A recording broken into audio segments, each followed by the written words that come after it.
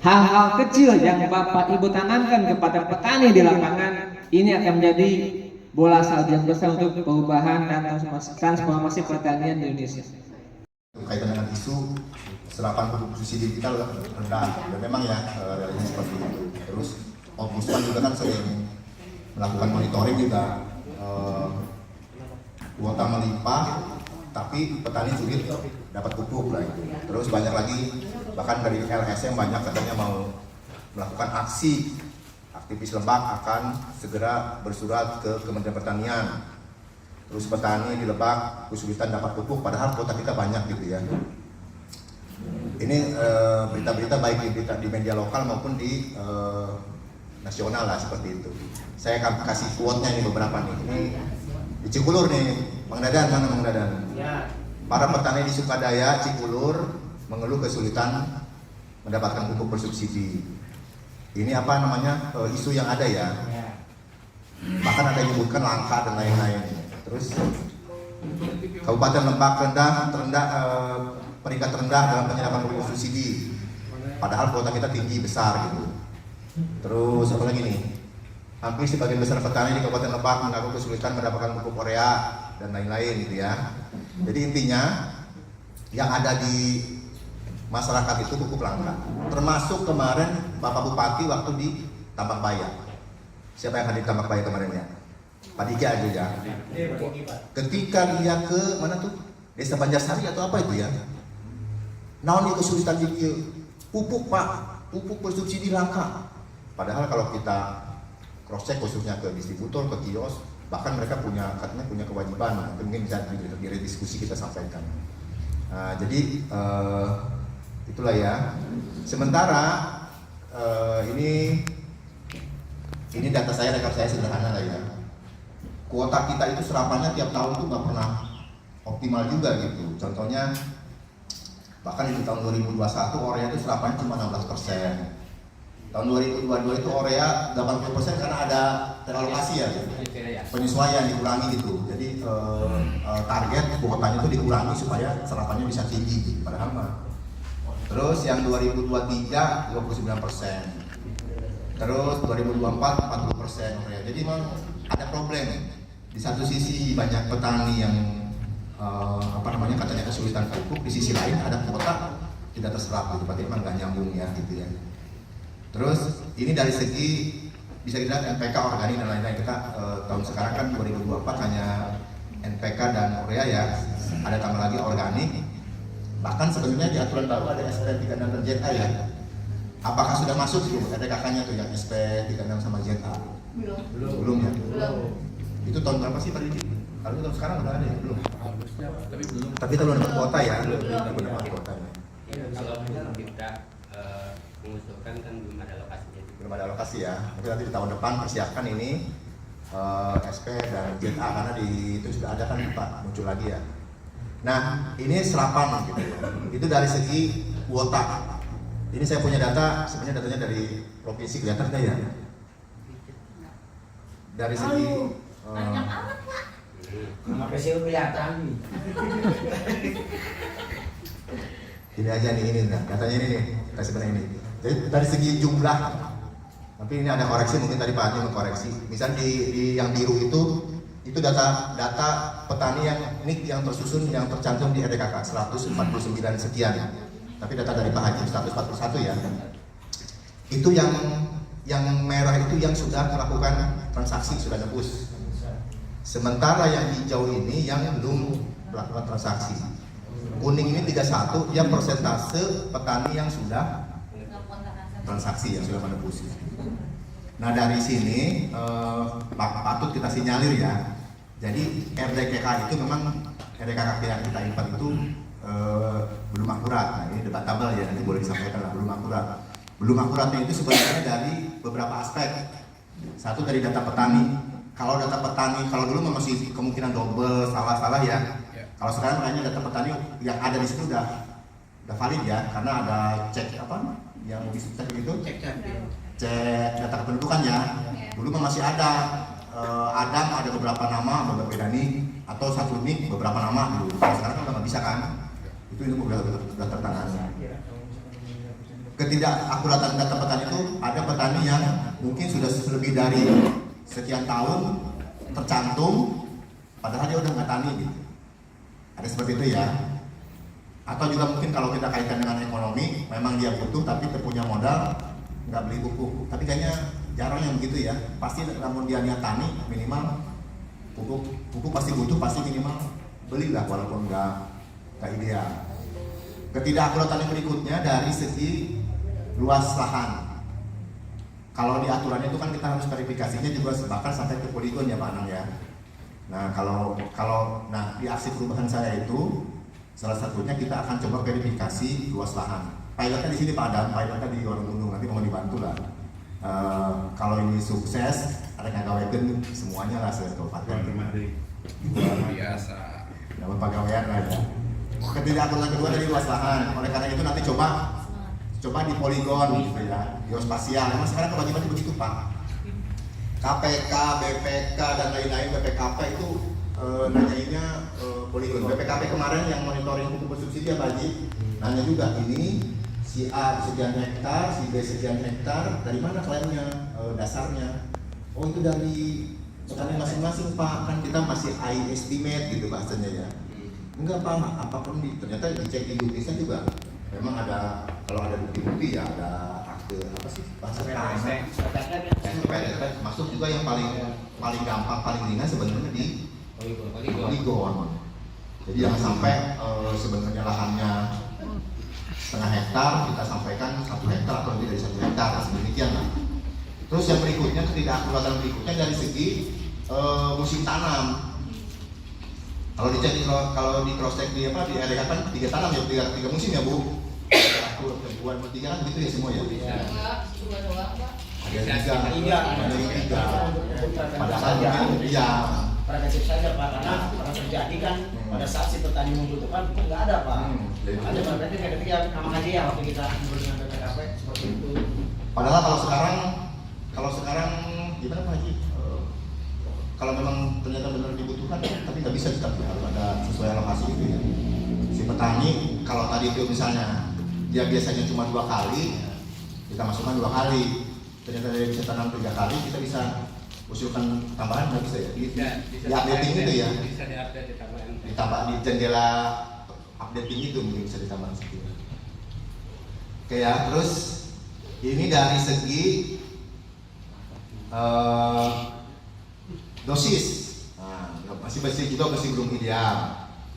Tadi pokoknya dari segi data petani, dari segi luasan, dari segi musim tanam. Nah ini sekarang udah ngomongin kondisi realnya ya. Ini data per kabupaten. Kita itu sampai dengan Juni, sampai Juli lah. Data kita itu sampai Juli penggunaan dosis urea cuma 64 kg. Dan MPK itu 58 kg. Nah itu kan jelas jauh dari ideal ya, walaupun ini sebenarnya umum ya, di rata-ratakan umum gitu. Mungkin Warung Gunung mengepas, Majang mengepas, sama yang daerah lain mungkin kurang dari sana gitu. Ini menjadi concern kita gitu, menjadi sebenarnya bagaimana kita supaya bisa mengakuratkan gitu, meningkatkan dia supaya sesuai dengan rekomendasi. Kalau Pak Haji punya ini ya, punya rekapan per kecamatannya nih ya, sampai dengan perbandingan rekomendasi ini ya Pak ya. Nih, bisa dilihat nih, mana aja sih Warung Gunung. Rekomendasinya untuk yang urea kan 250 ya. Dia dosisnya itu rata-rata cuma 95%. NPK-nya 90 kilo. Kalau NPK masih lebih bagus tuh, tapi setengahnya juga 128. Maja ini kecamatannya Sultan. Cihareng tinggi itu. Tertinggi tadi Pak. Maja masih bagus 60. ya. Karena mungkin di bayaran Ciara paling Sultan tinggi. ya tuh, Korwil ya. Terakhir lah gitu ya. Aja di laut. Masih paling bagus nih. Karanganyar 78 kilo. Persentasenya. 31% dari dosis. Cigemblong yang paling kecil. NPK-nya 58 kilo atau 23%. Nanti teman-teman bisa dilihat semua. Ini dosis rata-rata yang digunakan petani masih jauh di bawah rekomendasi Yang sudah nebus gitu ya Pak ya? yang sudah nembus, yang sudah salur gitu istilahnya ya. Ini kan berdasarkan juga ngebandingin antara luas RTT kita yang real itu dengan data penyaluran pupuk gitu. Nah ini nanti mungkin bisa jadi poin-poin perhatian kita ya, supaya bagaimana kita bisa mengoptimalkan. Jadi kita nanti bisa ngomongin justifikasi peningkatan produksi kita itu pupuknya Ya. sesuai rekomendasi. Ada banyak, kalau ini kan kita masih jauh ya. Kalau ayam mah NPK. Tuh. Kalau ayam NPK ya. Nah ini hasil updating ya, updating kita nih. Yang kemarin sampai dengan tanggal 27 kalau nggak salah. 16. Sampai tanggal 16 ya. Iya. Update sampai tanggal 16 ada peningkatan kenaikan jumlah NIK ya berarti ya, 381 ditambah 1.700 dari awal nih. Tapi maksudnya nggak ada yang berkurang nih. Nggak ada yang apakah di sana di dalamnya sudah dipastikan petani-petani yang di dalam itu yang tidak bertani apa nggak ada yang dikeluarin ini, nggak ada yang dihapus. Kayaknya nggak bisa dihapus, nggak Pak. bisa hapus, Nggak Pak. bisa dihapus ya. Nggak boleh. Jadi begini Pak, Oke. pada saat ada petani yang meninggal, kita hapus di simultan bisa. Tapi pada saat di aplikasi RDKK itu tidak bisa dihapus. Karena disitunya juga sudah disetujui oleh Kadis. Makanya kenapa orang-orang yang memang sudah tidak menggarap atau meninggal kita hapus di simultan bisa, di RDKK-nya itu masih awal.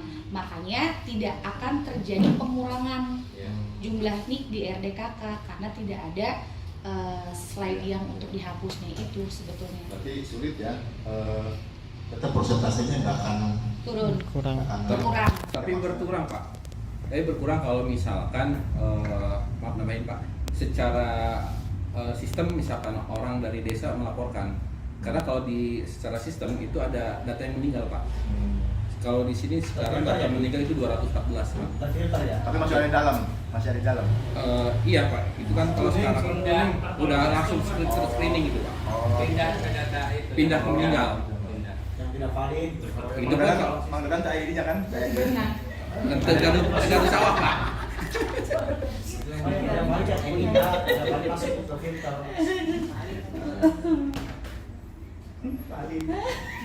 Jadi hasil ini ya Pak Haji, ini hasil updating ya, Agustus ya. Data terakhir. Data terakhir ya, jumlah NIK 141 itu. Cuma di sini nggak kelihatan kemarin yang update di kecamatan mana saja ya. Ada Pak, ada di slide terakhir. Dulu 23 orang Pak. Oh ini. Pak. Oh, Cipulir 23 orang, kami nggak langsung. Cuma 7 kecamatan. Iya. 7 kecamatan ya. Belum. Tapi kami mengucapkan terima kasih lah ya kepada rekan-rekan yang sudah mengupdate. Dengan senang hati Pak. Terima kasih ya. Kemudian nanti kita bisa dorong kaitan dengan hak rekan-rekan semua ya. Alhamdulillah.